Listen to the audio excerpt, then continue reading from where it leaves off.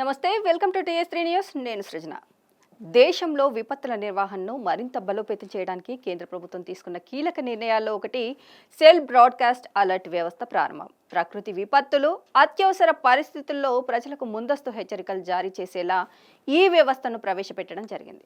తాజాగా ఈ సేవను పరీక్షించడానికి ప్రభుత్వం ట్రయల్ నిర్వహించగా ఉదయం 11:45 దేశవ్యాప్తంగా అనేక ప్రాంతాల్లో మొబైల్ ఫోన్లలో ఒక్కసారిగా సైరన్ శబ్దం వినిపించడం ప్రజల్లో ఆసక్తిని, కొంతమందిలో ఆందోళనను కలిగించింది.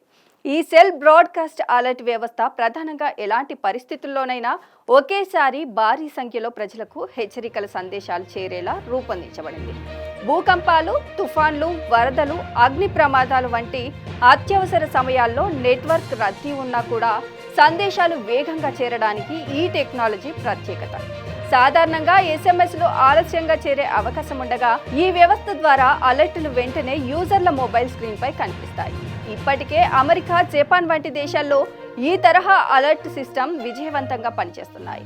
ఇప్పుడు భారత్ కూడా అదే దిశగా అడుగులు వేస్తోంది. ఈ నేపథ్యంలో కేంద్ర టెలికమ్యూనికేషన్ శాఖ ఆధ్వర్యంలో ఈ సిస్టమ్ను దేశవ్యాప్తంగా దశల వారీగా అమలు చేస్తున్నాయి. 11:45 వచ్చిన సైరన్ ట్రయల్ ప్రజలకు ఒక అవగాహన కల్పించడమే లక్ష్యంగా నిర్వహించబడింది. చాలా మంది ఈ అలర్ట్ చూసి ఆశ్చర్యపోయినా ప్రభుత్వం ముందస్తుగా ఇది పరీక్ష మాత్రమేనని తెలియజేసింది. ఈ అలర్ట్ సమయంలో మొబైల్ ఫోన్లు పెద్ద శబ్దంతో బీప్ అవుతూ స్క్రీన్ పై అత్యవసర హెచ్చరికల సందేశం కనిపించడం జరిగింది. ఈ వ్యవస్థ అమల్లోకి రావడం వల్ల భవిష్యత్తులో ప్రాణ నష్టం, ఆస్తి నష్టం తగ్గించే అవకాశం ఉందని నిపుణులు భావిస్తున్నారు. ముఖ్యంగా తీర ప్రాంతాలు, వరద ప్రభావిత ప్రాంతాల్లో నివసించే ప్రజలకు ఇది కీలక రక్షణ సాధనంగా మారే అవకాశం ఉంది.